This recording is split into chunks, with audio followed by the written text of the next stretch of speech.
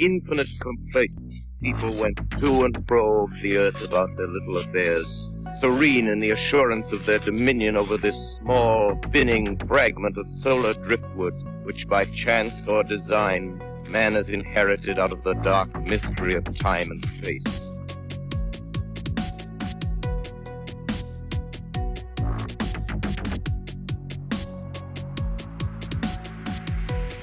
On this episode of Into the Fray, I welcome Mike on with me. And he emailed, and immediately, and I was just telling Mike this before we started this little intro here, that one word stood out to me in his email, and I'm not going to say the word yet, but it will be coming up at some point, I am sure, very soon. And it caught my interest straight away. But Mike, you say that you have in fact had many strange experiences. It wasn't just that one thing with that one word that I'm not going to say yet because I'm going to keep it a surprise. But some of them you say you were alone for, and others were in fact with other people. So I'm really looking forward to hearing about all of that. And Mike, welcome to the show. Thank you so much for reaching out to me. Okay, well, it's a pleasure to be here. Thanks for taking an interest in my experience. Well, I certainly did. It's I think the biggest step is probably just the reaching out, and I do very much appreciate you doing that. Well, Mike, I usually keep it, you probably heard the show, I keep it pretty light and straight to the point, and with the start of things, I always let whoever is telling their encounters and stories take the reins with that. So wherever you think we need to start and, set up with where we're talking about and when we're talking about, but you can take it away.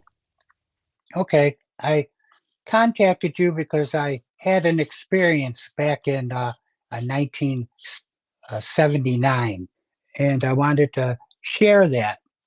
I was working at the time for a service company that did food processing repairs, and we were given service trucks, and these trucks went home with us every day, and we were radio dispatched. So that morning, I called in, and they didn't have any service calls, so then I went down to the shop, and that's where we brought equipment in and repaired it and rebuilt things customers brought in. And around 11 o'clock that day, a call came to me, and they assigned it to me. I hopped into my truck 11:20. I remember signing the timesheet at 11:20, and it was just a easy right out of the parking lot and a left, and I'd be there. It's only about 11 or 12 miles away. So I took a right out of the parking lot, headed down to Harlem Road, got the red light, and after that I made a left, started down Harlem Road, and the next cross street was going to be William Street, and I caught the red light right at William Street. And as I rolled up on the red light and braked, I saw something in the air directly ahead. And my first thought was, oh, the wind caught something that's tangled in the power line. Must be somebody's shoes. And I immediately knew that it wasn't somebody's shoes or anything like that. And my next thought was, well, maybe it's a kite. And it wasn't triangular or anything at that point. And then I'm like, well, no, this is something different, something completely different. So I kept my eye on it. And next thing you know, it took on this shape, and I'm thinking, oh, is that somebody's box kite? Like it was square at one end and then broken at the other end is how it appeared. And I'm looking at this going, what the heck is this? This is not a residential neighborhood. It's businesses on both sides. Directly ahead is an overpass that goes over a rail yard. And I'm thinking, and what is that? And next thing you know, it started to move. And what it was doing was it was starting to spin, and then it was moving laterally towards the power line. And I'm thinking to myself, well, if that's what I thought it was, maybe it's rolling up on the spring on the the string that it's attached to, and I'm looking at it, and it's moving straight. It's not like dipping down like the wind is dying down and it's swinging like a pendulum or anything like that. And I'm thinking, wow, this is really out of the ordinary. I can't wait to check this out. So I'm just sitting at the light watching it, and it's starting to spin like crazy. In addition to that, there seems to be a blue light surrounding it, like a haze in some kind of way. And I'm just looking at that going, wow, what the heck is that? And it continued to move, but it was going straight. It didn't dip down or anything. I said, wow, wow. Then as I'm sitting there, it sort of like looked like a mishmash of things, like sticks all getting mixed together. I didn't couldn't discern any definite shape to it. And so it kept moving, and eventually it went under the power line. And this is the lower line, the telephone line, the one that's 20 feet off the ground. And what I was looking at directly ahead was a overpass. And back in that day, it was a single lane in each direction. And on the right side where I was going, I was heading directly north, was just a 6-inch curb. And then you had the sidewalk, and that was immediately backed up by a guardrail. And directly behind the guardrail were the power poles. Okay. It moved behind the power pole, and I'm watching it, and then the light changed, so I floored it and ran up on this object, and it came back out from behind the power pole. But then as I progressed up the road, I sort of lost it in the windshield because of the angle. It was just hidden behind there. So I slowed down, threw the truck into neutral because back then it was a manual shift. And I literally, as I got up to it, I didn't come to a complete stop. I was still kind of coasting.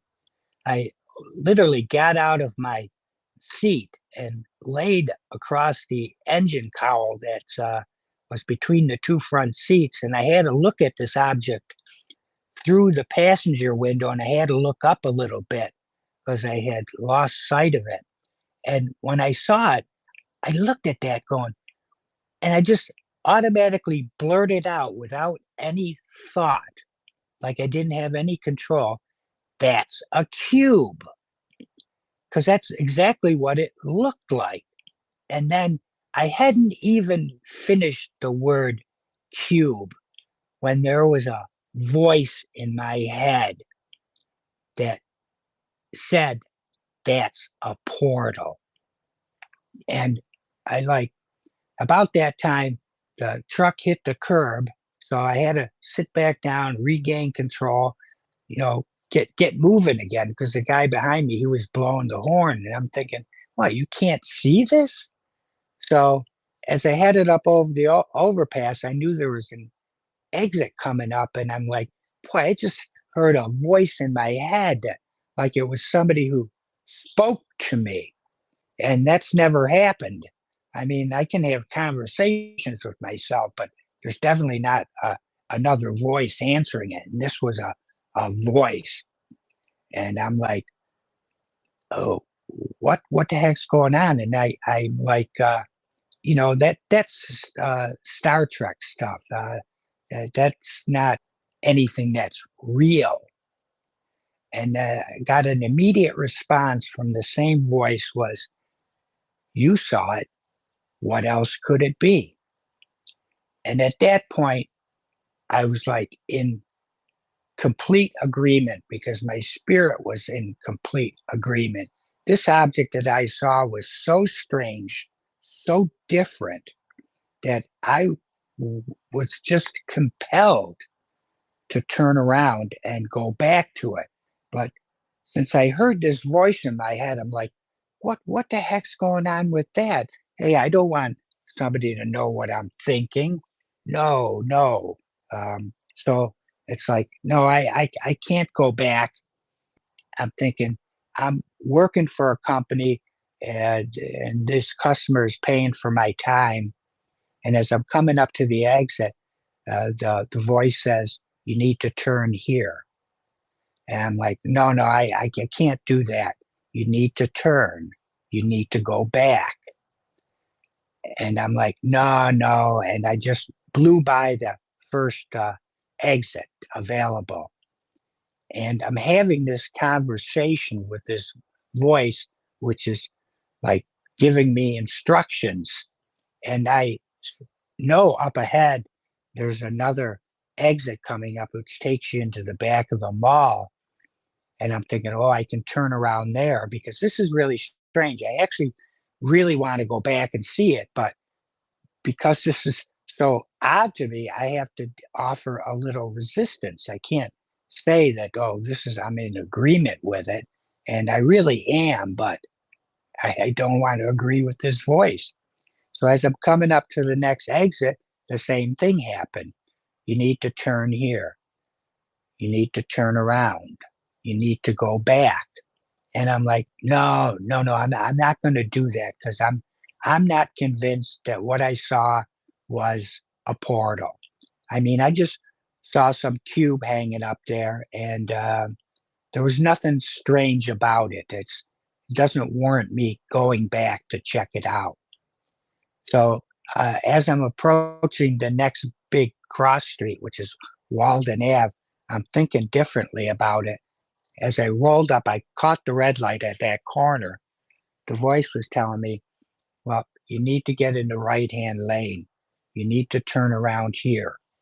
I'm like, well, there's traffic in there. I can't get over. And I'll turn around once I get through this traffic signal and I'll go back. Because at this point in time, I had thought to myself, yeah, I really need to go back. I really need to check this out. So as the light changed, it was a mile before I finally got to a parking area where I could turn the vehicle around. So I turned around and I'm waiting to hang a right out of the parking lot. And the voice is saying, you need to hurry. And I'm thinking, oh, I'm going to miss the opportunity if I don't go a little bit faster. So I, I, I started back, and of course I caught the red light at Walden Ave, and I'm thinking, well, all right, what am I going to do? I can't stop in the middle of the road. It's a single lane, no shoulder. But what I want to do is I want to roll up on this and get a good look at it, and then head down to the corner down there. I'll park. So when the light changed, I floored it. Pulled up on the object, which is now to my left, and I rolled the window down because I didn't want that to be between me and the object. And I came to a full stop because I got ahead of traffic. And I look at it, I go, that's amazing. I don't understand what it's doing. It's movement. And I just involuntarily said, that's a portal. And the voice says, yes, that's a portal. And it's here for you. And at that point, I went crazy. I'm like super excited about this because I'm thinking to myself that I'm going to go back in time. Okay. I'm going to be the first person to go back in time. I'm going to experience something, bring it back with me, and I can show it. This is going to be really excited. So I flew down to the corner, hanged a left, pulled into a parking spot, and parked the van. And here's the odd thing that happened. Now, when I parked, I left the window like halfway rolled down, and I pulled my keys out. And when I did that, I threw them on the engine cowl, and I involuntarily reached into my pocket, pulled my wallet out, and threw it on the engine cowl. hopped out of the truck, locked the door, slammed it shut. And then I thought to myself, why did I do that? I never do that. And I'm thinking, oh, I can get back in the truck because I can just jump up on the, tire and reach in and unlock it. And then I started to run towards the object, towards the cube. It was, I went back and measured things. It was 2/10 of a mile from the corner. And it was up on the way to the overpass. And I started running real quick. And I'm looking at this thing. And people are still going down the road, passing me and driving by this object. And I'm thinking, can nobody see this? That I'm the only one who's seen this? And as I'm running up, I'm just looking all around. And up to my left, there was just this low cloud in the sky. And at the bottom of the cloud, there was like a sharp 90-degree angle there with a long side and a short side. And it's about 6 feet thick. And I'm looking at that going, what the heck is that in the cloud? And the voice says, forget that. It has nothing to do with this. And I'm like, ooh, I just like didn't think about it again. Because this thing was obviously, knew my thoughts, and that was very disconcerting to me. So I slowed down to like a trot, and I'm looking at this cube, but it resembles a cube like I sent you a picture of. I drew it, what you could see, and it's just hanging in the air on its own, and it's surrounded by this what I thought was this opening. It was outlined in like a thin metal, like garden arbor. I could see, and I'm thinking, is that attached to that? Is that hanging there? Is this somebody's idea of a joke or something like that? And now I've reached the cube, and I'm walking up to it, and I'm looking at it, and it doesn't make sense to me whatsoever. And I sort of, it's just past a power pole, and I sort of put my shoulder up there and looked around because I'm using this as protection because I don't know what this thing's going to do. And I'm looking at that, and I'm just so amazed by it. I just stepped out, and I'm looking at it directly ahead, and there it is, like a thin, like metal, black as black line going up around this object, and it's just like suspended in the air. And what this cube was actually doing, it's the same cube that you would draw as a child, where you drew one square, you drew another square over the top of it, and you connected the corners. That's what it appeared to be. And it was on the one corner was pointing directly up, and the other corner was pointing directly down. And this cube was not only rotating from top to bottom, it was also at the exact same time spinning from left to right, which is physically impossible. It's the only way I could describe the motion. But in addition to that, it almost looked like there was a second cube interconnected to it that was at a slight angle from where I sent you a picture of it. I drew it, and I put an A and a B, and it was going from, like, if you put the points on a clock, the original cube was pointing at 12 and 6 o'clock. This one had its points at 11 and 5 o'clock, and it was spinning from 11 o'clock to 5 o'clock because you could see the points going around. And it was just a massive confusion. and you could not understand what it was doing because it couldn't do what it was doing. It was impossible. So my first objective was I need to test this and see what's going on. So I went to the street and I picked up some small gravel from the street and I like tossed it into this, and I lost sight of it. And then the voice said to me, "Stop wasting time. You need to go through it." And I'm thinking, well, where's it going to go? Am I going to go back in time? And the voice said, don't you don't need to worry about that. Everything will be okay. And I'm thinking, no, I need to test this out. I need to toss something else in there. So I looked around and found like a rock, a piece of concrete was about as big as the palm of my hand. And now you're looking at this, it's surrounded by a very thin black line.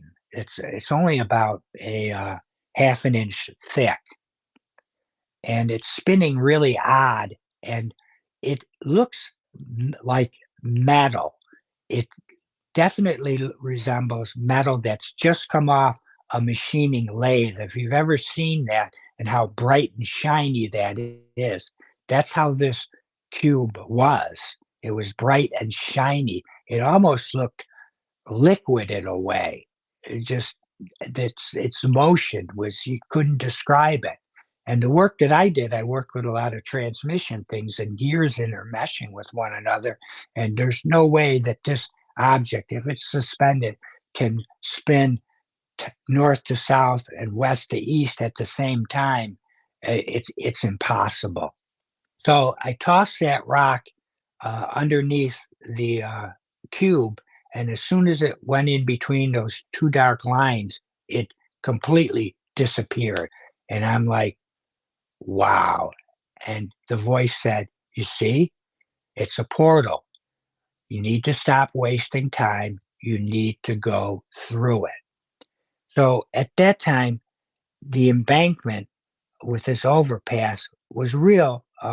It was a real steep side, and down at the bottom was like a wet area that was wet year round. It appeared there was clump grass and cattails growing, and I'm looking at it thinking, well, if I go down there and I can't walk through it, even though I know that it is now definitely a portal and I can get through it, I'm going to have to walk through the mud to get back to my truck, and I'm going to be pretty embarrassed about all this.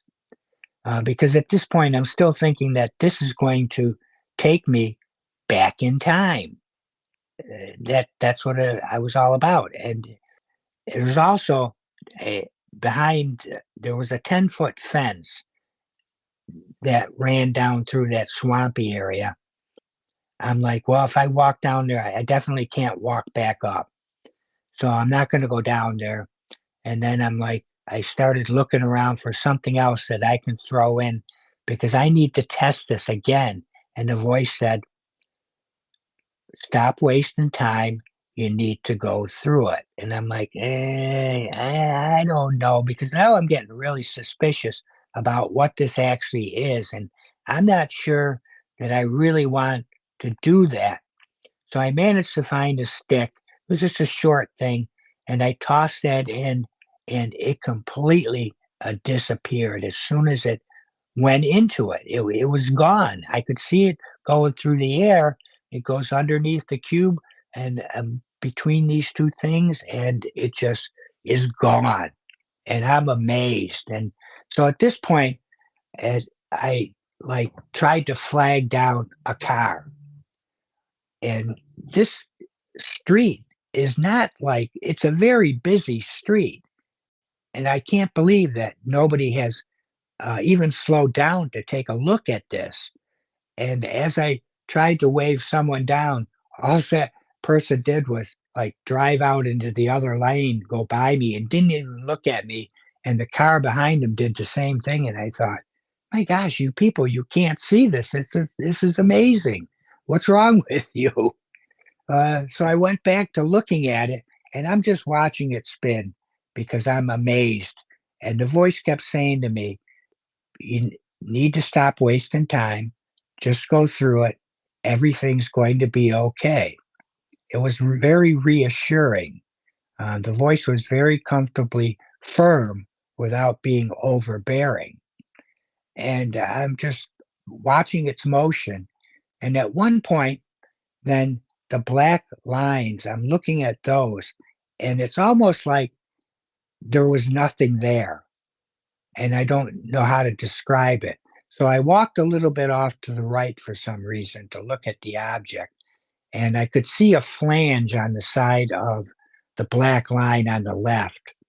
And it just looked like it was only about 3/4 of an inch thick. It was attached to it.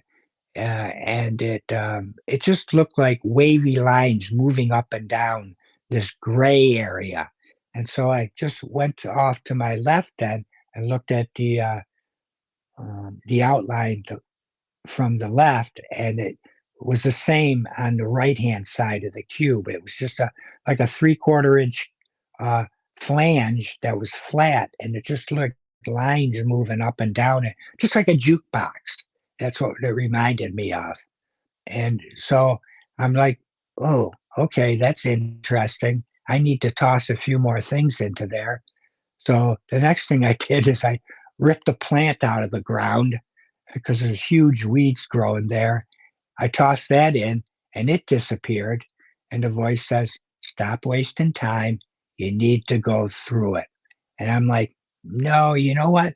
I'm not going to go through this.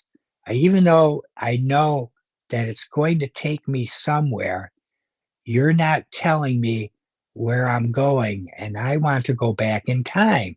Is this going to take me back in time? And the voice responded, don't worry about that. So I sort of was kicking around there, and nobody was stopping. I'm looking for something else to toss into there. And I eventually find a Fanta can, and I toss that in, and that completely disappears. And the voice says, you see, now stop wasting time. You need to go through it. And I'm like, no, no, because you haven't told me where I'm going, when I'm coming back. I don't like this. And the voice would just say, don't worry about that. Everything will be okay.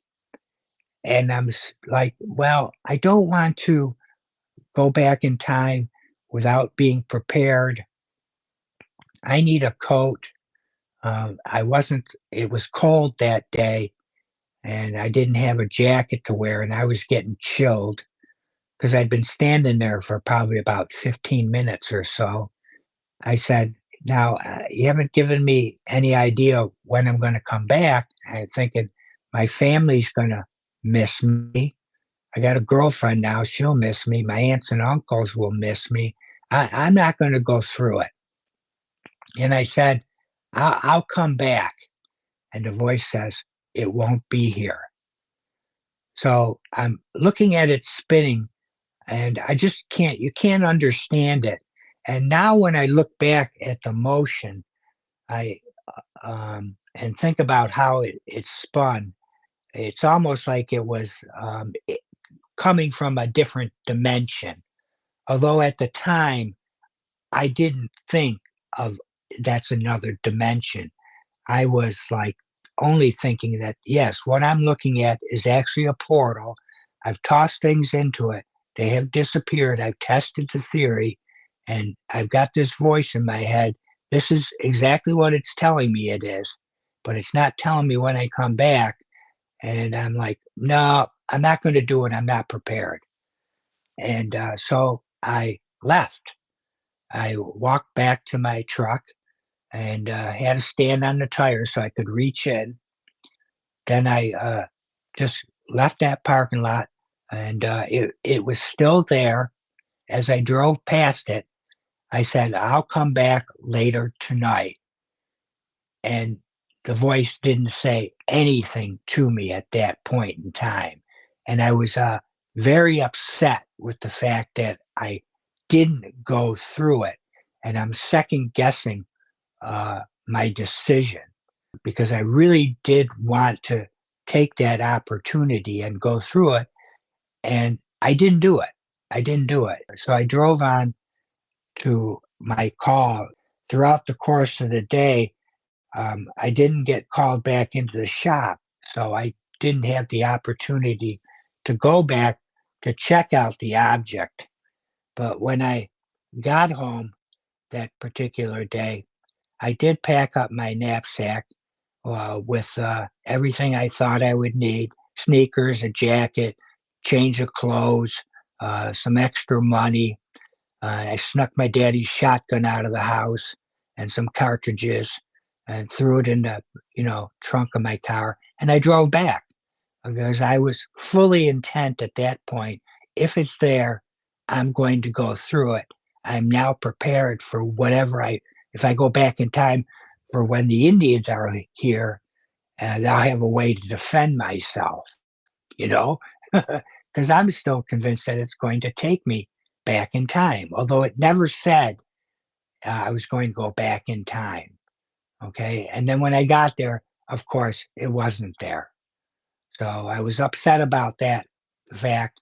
I had parked the vehicle, walked up to the area where I had seen it. I waited there for a long while, maybe another 15, 20 minutes. Nothing happened. So then I just went back to my car, went home. From that point on, I just kept that experience to myself because I never told anybody about it. It was just something that had happened. I'd had strange things happen to me before, and this was just another strange experience. And maybe I'll have the experience again, and then I'll do the right thing and I'll go through it. And so I just went home, and even when I was there observing the object, I watched cars pass by. I couldn't understand why none of them stopped, either the ones going north and the ones going south. And no police vehicles came by. When it had a police vehicle came by, I would have waved it down, and so I could have somebody witness. And at the bottom of the where I had parked, it was just a business, and there was no public phone. But back in the day, you didn't. If you saw something, you didn't say anything. You kept your mouth shut because you would, if you said you'd seen something, you would just invite ridicule, and that ridicule would come to you.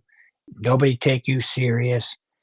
That's it. So I just went on with my life from that point on. Mike, how close do you think at your closest point you were to it? 15 feet. Wow. Yeah. This was not, here's what it was. As I looked down the embankment, okay, you could see the black lines going, touching the ground and then surrounding the object. Okay. And the embankment was about 15 feet away. Okay. Another thing too, when I had bent down to pick something up, I looked at the object through the corner of my eye, and you've blown bubbles as a kid when you blow them, and you look at one and it immediately pops.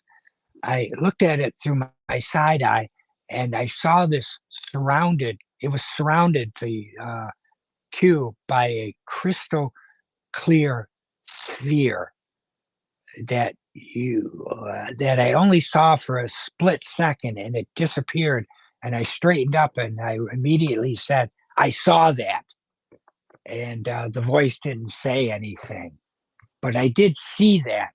It was almost it was invisible, but it was there because I had caught the sunlight just right, and it had exposed it. So that's another thing that was odd about the experience. I'm sure that you've wondered this too, but I wonder if, even if someone would have stopped, I wonder if they would have even been able to see it. That's a good possibility. I've thought about that.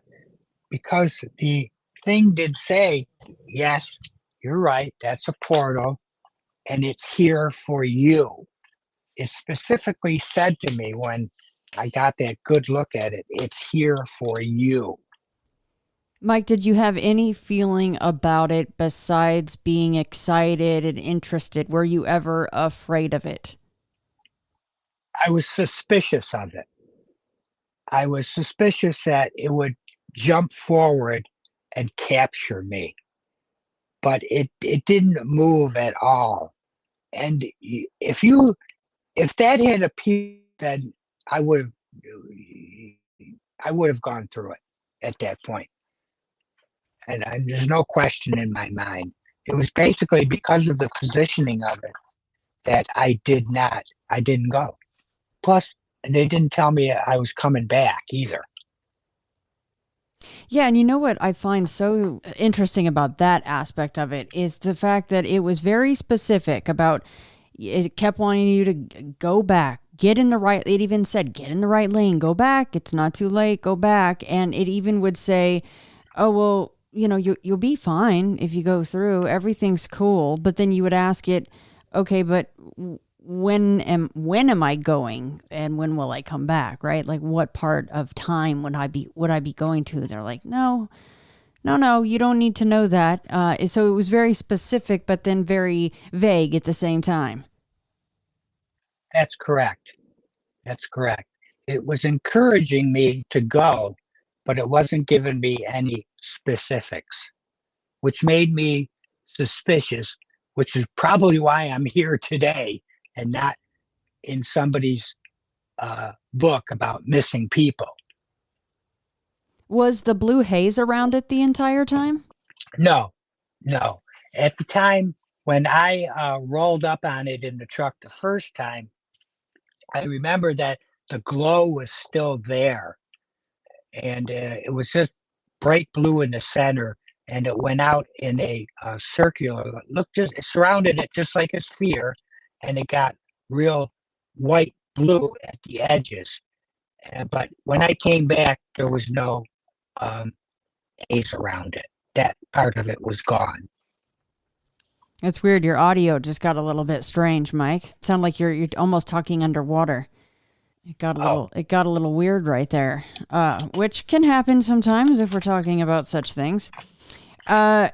So you said though that you have had experiences prior to this. What kind of subject matter were those experiences? okay. At the time, like in 1976, I had another different experience while I was at college. And last year, in late August or early September, I did a podcast on the Ropin Radio Network. He's an individual who's believes that prehistoric pterosaurs are still alive. Yeah, Jake Guerra. He's great. I've had him on. Yes, yes, that's okay. And I spoke with him and I did the show with him because when I was at college, I didn't see just one of them.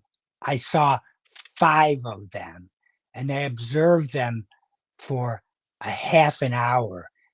I was in the college library, and I even went looking around for people to come over to look. Nobody was in the library. It was like I was there by myself, and I didn't want to like leave the area I was in because I thought, well, like if I brought somebody back, that they would disappear. But I did observe them for a half an hour. How far away were That you was from my them? the distance I was 7 to 8 tenths of a mile away from them. And what were they doing for all that time? Sitting, the two of them were sitting on the top of the transmission tower. One was sitting on the wire, and two more were flying in towards the other ones, and they were off at a distance. They never got too close. Those two turned around And then I'd been there for a half an hour observing them, and I eventually just left. And when I went back after that class, they were gone. So then when the other two came in to join the others that are just hanging out, they didn't really do too much anything different. You had to leave at that point. Well, here's the thing. Originally, when I noticed them, I thought they were people working on the power lines, and then immediately my mind snapped into, well, cut that out. I immediately could see from the silhouette that they weren't people. I had misspoke. These were pterodactyls. Because I just blurted that out involuntarily. Because was sitting there I'd been in the library for about a half an hour, and I went over to the window. I was stretching. I looked out. I just happened to catch that. I just blurted out, "Oh, a couple of guys working on the power lines." And as soon as I said that, I knew I was wrong. Those are pterodactyls. Those are extinct. They can't be. And there was only two of them. One was on the power pole, and the other one was sitting on the wire. He had a clear view of the horizon from where I was, and I could see another one approaching. And he flew in, went around these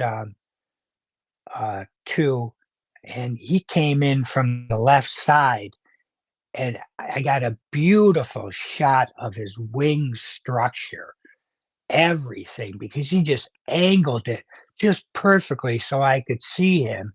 And then he swooped around, and the other things were like probably you could see them with their necks sort of like swans, and they were like maybe making noises. And this thing just did a big arching circle and just flew in and landed right next to the other one that was on top of the transmission tower. And I got a beautiful look at its wing structure. It was incredible. I couldn't believe that I was seeing these things. So that was my experience. The other two, I could see them off in a distance, and I could see them flying in. And the one was, it was bigger than a Cessna. It was huge. And the Cessna, I think, has got about 33 or 35-foot wingspan, and this thing just made it, dwarfed it. If you put it next to one another, that thing was monstrous. And I was waiting for it to arrive, and the two never arrived, so I didn't get a good look. Plus the distance. Now, when I was speaking to Jacob, I had said to him that I believe that the one on the power line was about 8 feet tall, the other one was 10 feet, and the other one was 12 feet, because they looked about 2 feet taller than the other ones. But I could have misspoken because of the distance. And, for all the one on the power wire could have been 12 feet, the other one 14 feet, and the other one 16 feet in height, for all I know. And it was just really the distance at that point. I could see them clearly, but I didn't have an accurate way to measure them. So, and I didn't have binoculars, didn't have a camera. I mean, back in the day, we don't have the technology that we got today. I just basically kept that to myself too. And and it takes a person willing to make a report for there to be a report, of course. And back in 76, there certainly, as you mentioned, there wasn't all this online forums and you can share anything to Facebook within moments and all of that. But have you ever heard of or come across anyone else seeing those 5 creatures on that day or anywhere around that time in that area? I've never seen them again. Oh no, And did typically, you ever come across anyone else that years later, like you've done, years later you've come forward and said you saw them. Did you ever come across anybody else that had seen these things at any point in that area? no. Yeah, one that big must have been insane to see. That is on a big thumbs up list for me to see would be a pterodactyl or a pterosaur. Yeah, it was incredible. And they were a little bit different than what the drawings that you see, the ones that I observed. They had a tail that looked like a canoe paddle, and then there was a flowery structure on the crest, that long bone that you see coming out of their heads.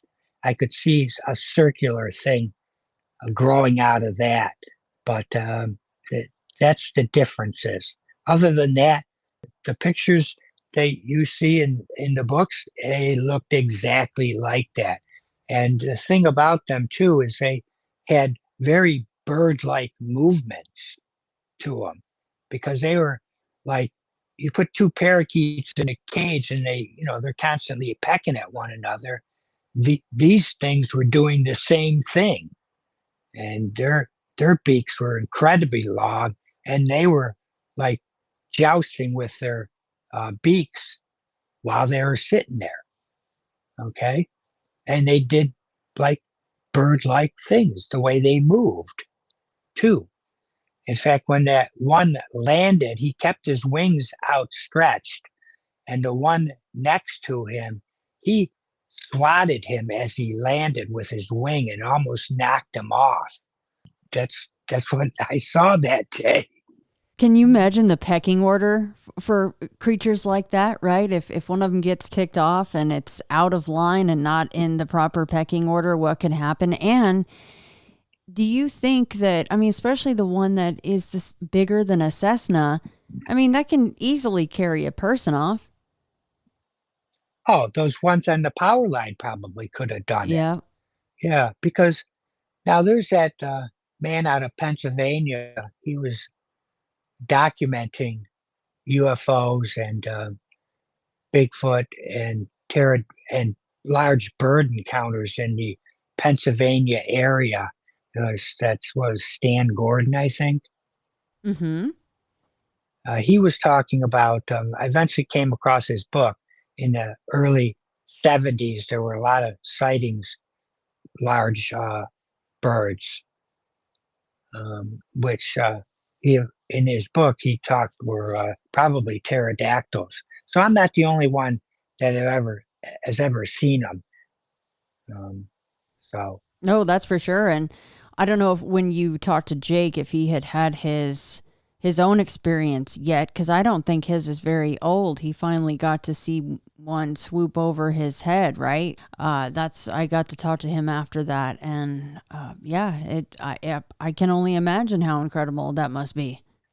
yeah, yeah, these things to me they're extinct. But what were those things doing there on that particular day? Why did I see them? And I've never seen them since. And typically, the experience I've had always come in threes. They like I get another opportunity, and then I get another opportunity to see them. Some of the things, the experiences that I've had. So, Well, what other types of experiences have you had, Mike? well, I go back to early years in the. Now I'm 69 years of age right now, and I'm retired. So in this day and age, you can tell your stories, and there's people out looking to hear these kinds of encounters. So that's why I wanted to share my encounter. I had somewhere in the early '60s. Well, let me think for a second here. When I was growing up, I think the first thing I heard about was strange. When you have brothers and sisters, you talk about ghosts. And then maybe the next thing I learned was, oh, Loch Ness Monster. And the next thing I learned was UFOs. You know what I mean? And so we were out in my neighbor's backyard, which was directly across the street. And we had my telescope there set up on the fence. And we were trying to get a look at Venus. For some reason, I looked up and I saw a UFO flying overhead. This thing was only maybe 100 to 150 feet over my head. I felt this tremendous pressure on my ears as it moved. There were absolutely no lights on it. It was like circular because the circular area came over the rooftops. It stretched over the both neighbors on either side of his house, and it just silently drifted over the top of us. And I remember trying to, I was pulling on my buddy's sleeve. And when he looked at me, I tried to spit out a couple of words like, look up, but nothing came out. I couldn't speak. I was so terrified. And all I could do was take my finger and point up, but I was so scared, and he never looked up. And then I just beat feet into his house. And I remember running into the house and jumping on the couch, Mr. and Mrs. Z looking at me and saying something like, "Whoa, you look white as a ghost. Did you need a drink of water?" And I'm like trying to talk to him, and I can't get a single word out. So I buried myself in the corner of their couch, and they're looking at me like I got a third eye. I remember that. So So that was my first experience. So there's one UFO experience well before the cube, which, oh, and I forgot to mention because you and I were speaking about it before we officially started briefly, but it was Katie Page that we were speaking to for On the Trail of UFO. She's a cryptid paranormal UFO researcher out of Colorado. And she was the one who brought up the cube-shaped object on, I believe that it was her family's property. It was quite rural, if I'm not mistaken, and I could be mistaken about it being her family's property. I apologize. But it was a cube. So that was the word that I was saying stuck out to me in your email as you mentioned that cube, and then the fact that you're hearing this voice in your head telling you to do things is all it tracks. It's commonplace in certain circles for things like that to happen, right? Even though it's so odd on the whole. So obviously, beyond the cube, and then what's that? Go ahead, Mike. When she describes a cube, does she say that it was spinning or anything? I'm not gonna say because I do not recall. I do not recall the details of that, and I can look that up for you and see what it was that she said. But and I don't recall how large it was. I don't think it was a very large one. So okay, yeah. And it was, she reported it that now this cube, it wasn't a solid object. It was just like it was all open in the center. I sent you a picture of the cube, and then the one that I drew, and that's exactly what it looked like. The struts joining the corners were tubular, but the corners were pointy. And when it was rotating and when it was spinning, it was going about the same rate as a ceiling fan on low, to give you an idea. So I don't know. I've heard UFO encounters where people see a black cube in the field, but they don't talk about them spinning like the experience that I had. Well, and the way that you said that the pieces within whatever those were moving horizontally and vertically at the same time, which must have been mind-bending to see. Yes, it was mind-bending. You couldn't make sense of it. The fact that you could like if you stared at the object, you could see the individual cube. Like you could see the ones where it was pointing straight up and down, and where the other one was turned at an angle. You could see them individually, like you can catch as you look at a fan blade, a ceiling fan go around on low speed. You can see, just concentrate on one blade going around. That's exactly what was happening here. I was looking at it. Okay, I can see the one going top to bottom and left to right because all the points are staying where they're supposed to. And the other one, then you could see the other one. It just didn't make any sense. You can't have, it was like two objects occupying the same space and time at the exact same moment, which you can't do.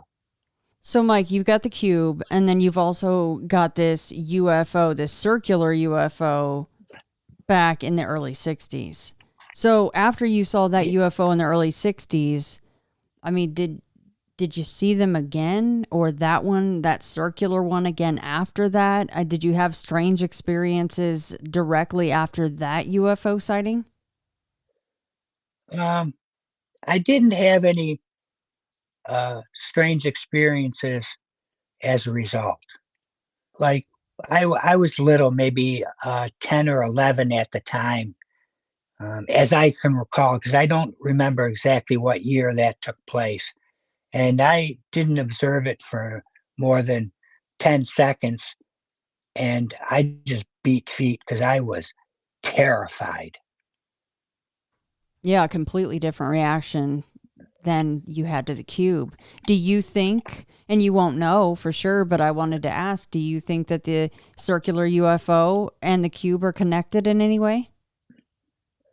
Well, as I said in the story, as I was running up there, I had looked off to my left and I saw that cloud and I saw like a 90-degree angle black object poking out of the cloud. And it was about 6 feet thick. And the voice says, ignore that. It has nothing to do with this. Right. Like I was being told to forget it. I think it has a connection because when the voice was talking to me, it knew I was coming up on an exit because it was saying, you need to turn here, turn here. It was telling me what to do. So obviously now when I think back, it something was observing me. I do wonder what would have happened if you would have gone the way of the Fantacan and where you would have ended up, when, where, all of the W words. Yeah. I wonder that to this day too. But uh, I, at this age, if I were, I think, what would I do now? I think I would probably take a picture of it, drop my phone there, text the picture to my son, and then I'd probably go through it, I think. So what other experiences have you had? Well, okay. In 1977, then I saw UFOs again. I had another experience with them. A buddy and I, we had hitchhiked across Europe and we watched three of them fly over our head. They were only up about 200, 300 feet. We talked about it. We even wrote it into our journals that we were keeping. He saw exactly what I saw. It didn't make a sound. And then they returned like about an hour later. We saw them come back too. It was just the speed they were traveling at and the fact that they were completely silent. It was just something I saw. You don't you go, okay, there's another UFO. Well, at least you had other witnesses for that one, right? Yeah, exactly. So somebody else was there when it took place. Okay, so now uh, in 1996, I had a second encounter with the portal, the cube. And at the time, I was married, living out in Orchard Park. My wife and son, we were traveling to Letchworth State Park, and we had just pulled out of East Aurora. We were on Route 20 at the time, and that's a rural area then, with farms and things like that.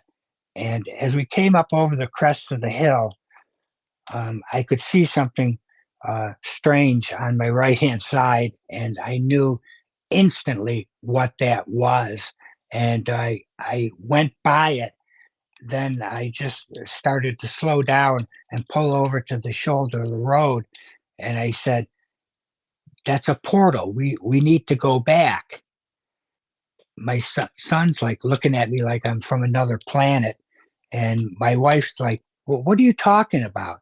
And I said, "That's right. She doesn't know what I'm talking about. I had this experience once before." And I said to her, "Didn't you see that on the side of the road?" Now I was at that point, I wasn't parked. I had like pulled over and then gotten back on the road. And she said, "I didn't see anything." And I said, "Well, I think we need to go back." The thing that happened at that point in time was she turned and looked at me. She was in the passenger seat, and it's like her jaw dropped, and she looked like the scream mask is the only way I can describe it.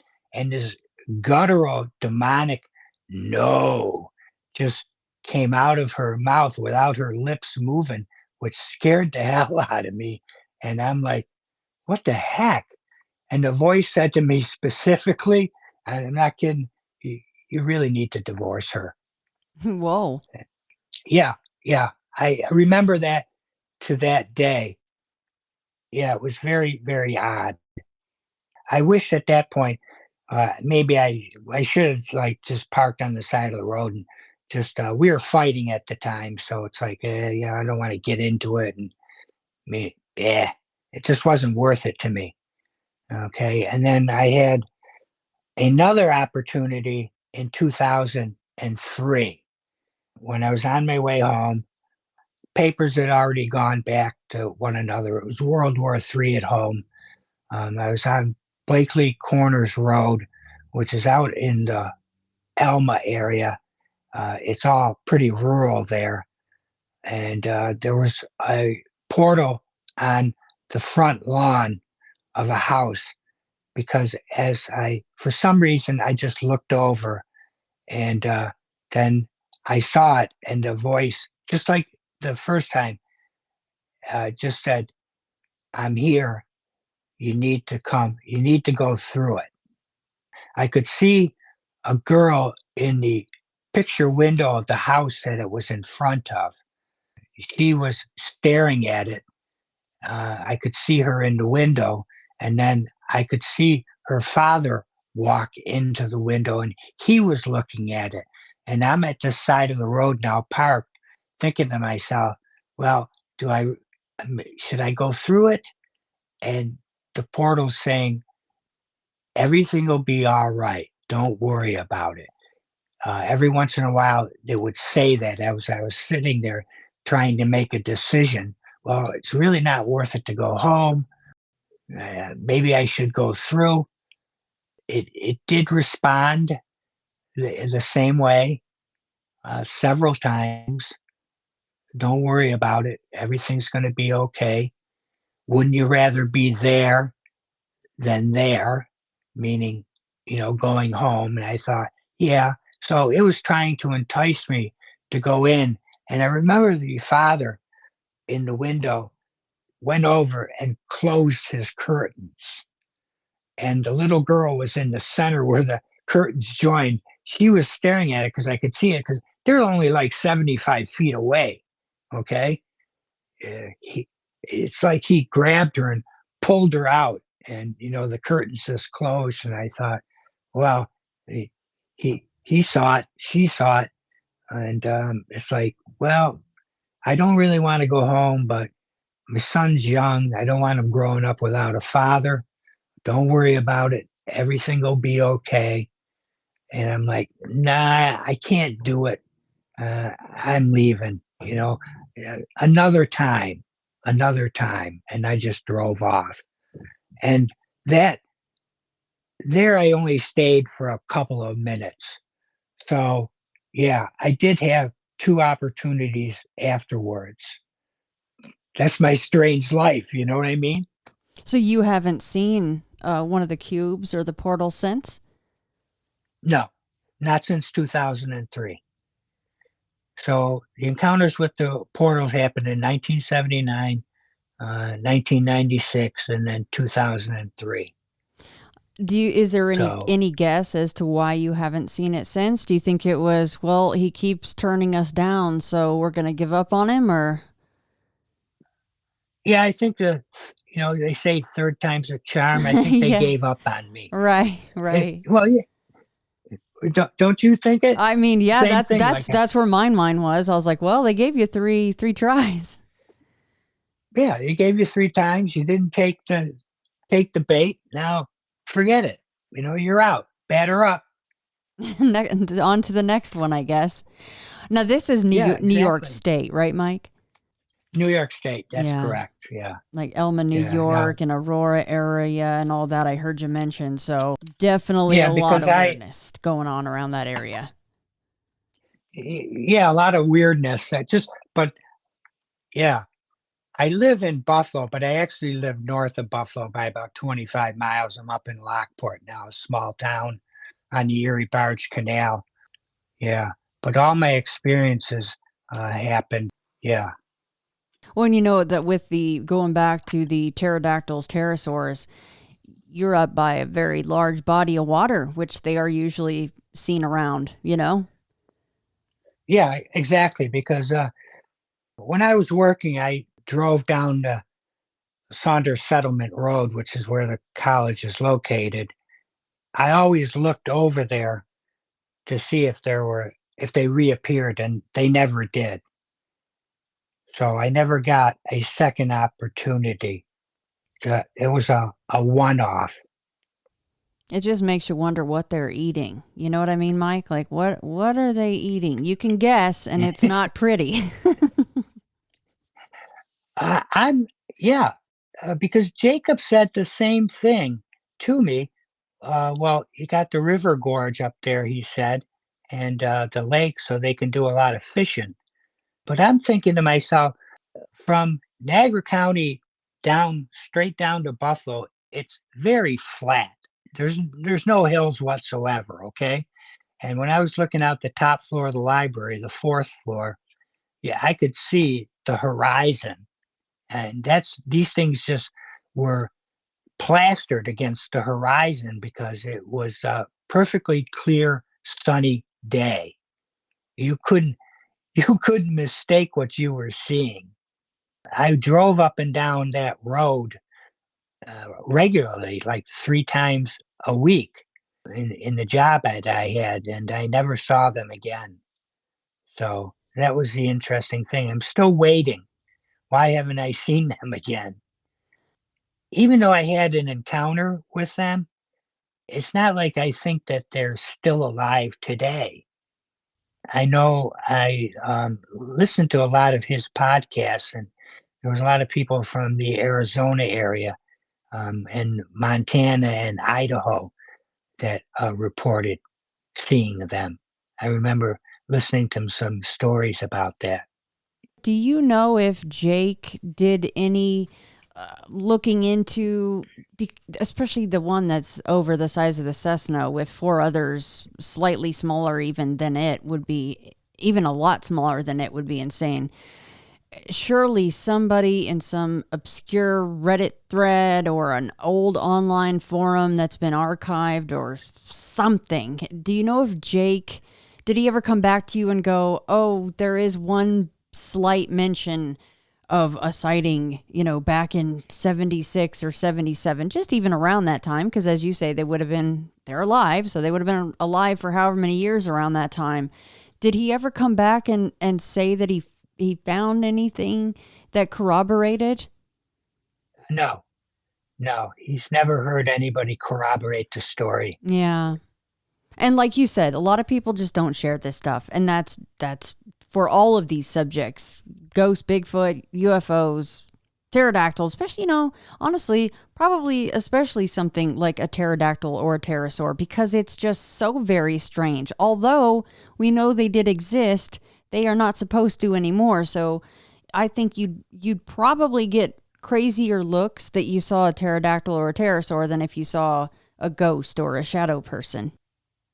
Right, exactly. Because there's sightings of it are far and few between. Yes. But some people have had a lot of sightings.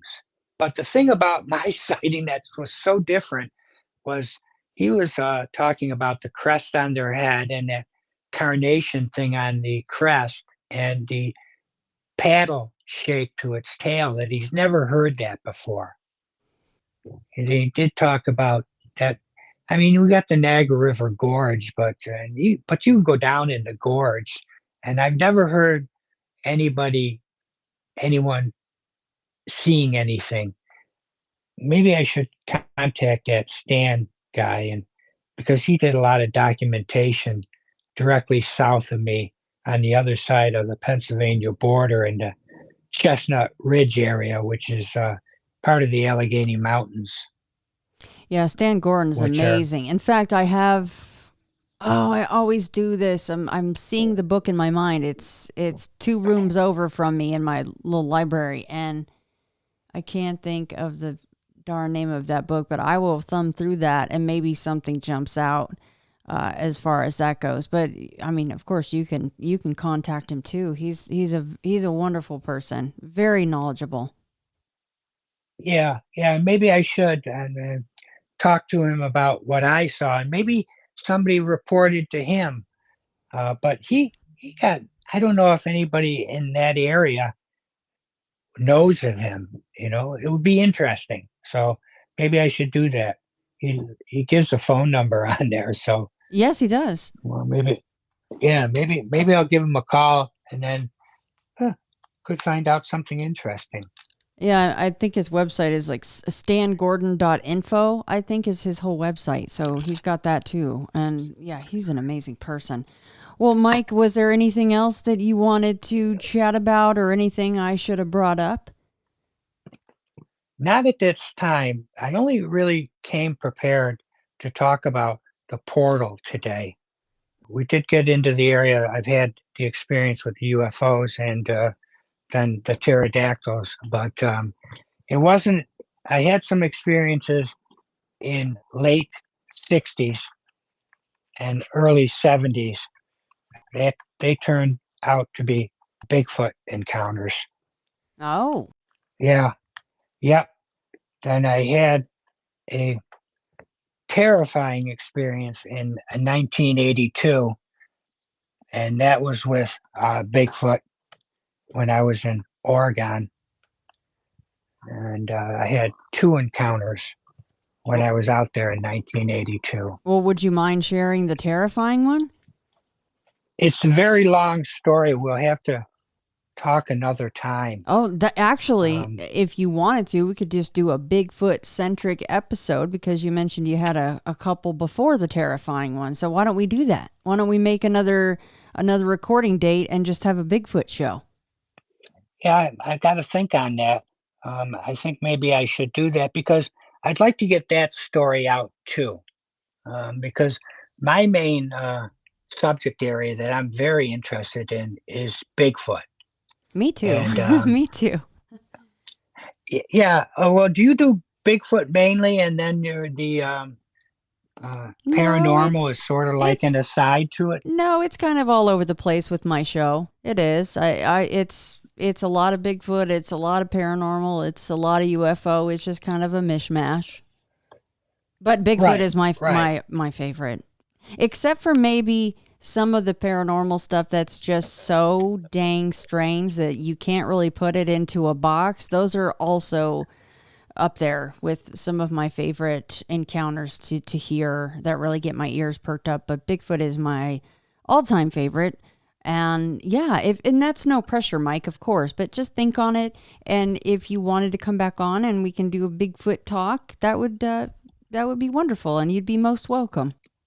Yeah, that's my main thrust too, because when I retired, the first 2 years I spent out in the woods every summer looking, and I was on my own. I don't do it anymore, but I had some health challenges which prevent me from going back out in the woods. I had a stroke in October of 22, Oh, I'm and sorry to hear that, Mike. yeah, yeah. Um, that- well, that's what happens, and now I no longer go back in the woods. And basically, since 2013, I was doing my own research in Western New York because I was surprised at the number of encounters there are in Western New York.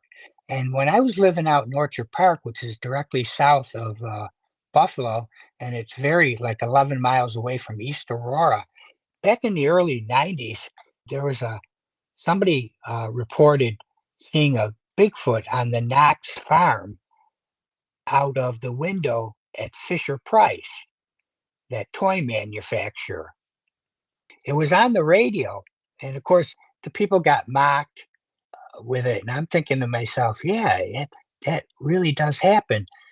Because at that point, when that encounter occurred, I was aware of my early experiences were Bigfoot experiences, and so I was uh, I was doing my own research I started in 2013, so I went out on weekends down to Allegheny State Park, and then when I retired, I spent all summer in the park until I had this problem. In fact, on the day I had the stroke, I was it was a beautiful October weekend, and I was going to go to the park, and I'm glad I didn't because of what happened later in the day to me. Would have happened to me while I'm a mile out in the woods making my own trail. Oh gosh. Yeah, that would have been the worst time. Yeah, they would have. Uh, uh, yeah, exactly. But I wanted to get back to the portal thing. Now, originally, when I parked the vehicle, I always clipped my keys to my belt, and then, but for some reason, when I got out, like I said earlier, I put my keys on the engine cowl and I pulled my wallet out. And when you listen to the Missing 411 series, they find these people's cars in a parking lot. Sometimes they find them and the window is halfway rolled down or it's rolled up. It's locked or unlocked, but they find their keys, their wallet, and their cell phone in the vehicle. Who does that when they get out to check something out? And the same thing happened to me because I just involuntarily did that.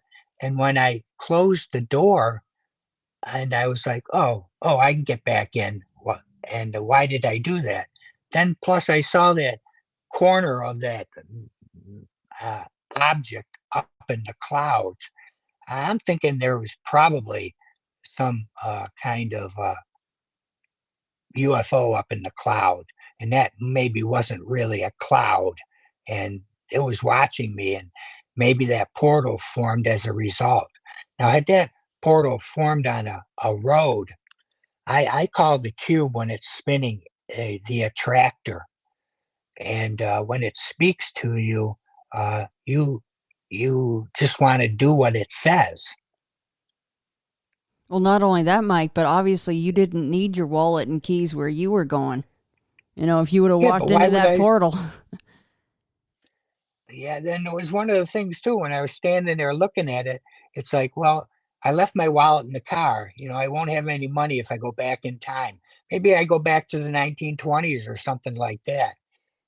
But yeah, I was so excited about going back in time, but turns out that might not be where I went because Yeah. now that I've learned more things that there are different dimensions, maybe this was a dimensional change and the object looking at this dimension. Oh, Mike, you're Like, you're breaking up real bad right now. I don't know what's going on. It's clicking and I can barely hear you. I don't know if you bump something or No, okay.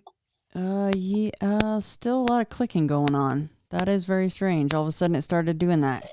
Yeah, that is strange, especially since we're talking about portals, and this is the Yeah. first time that I shared the story. Oh my goodness. Yeah, I don't you can't hear it, can you? No, I don't think it. Yeah, when it clicks, it clips your voice. It cuts you off. It's like click click and you're just kind of coming in and out. Okay, so Oh, I understand. I guess that's a good place to say if just think about the Bigfoot episode. It's no pressure, zero pressure. But if you wanted to, just hit me back on the email and we'll find another time to chit chat about Bigfoot. Yeah, some other experience aside, some time. Oh, Just talk about it's cutting you off. It's cutting you off real bad, Mike. Okay. I'm All right. sorry. I don't know what's going on with that, but I guess it's like, okay, enough talking about that, Mike. Enough about the portals and dimensions. Got the whole story out, so that's amazing. So thank you to the machine elves for allowing that. It sounds okay now. I don't hear any clicking. Oh, there was a little click. That's great. Anyway, Mike, thank you so much for being willing to share. Oh, yeah. Yeah. Hit me back, okay? And keep in touch anyway. I want to know what's going on with you. You got it.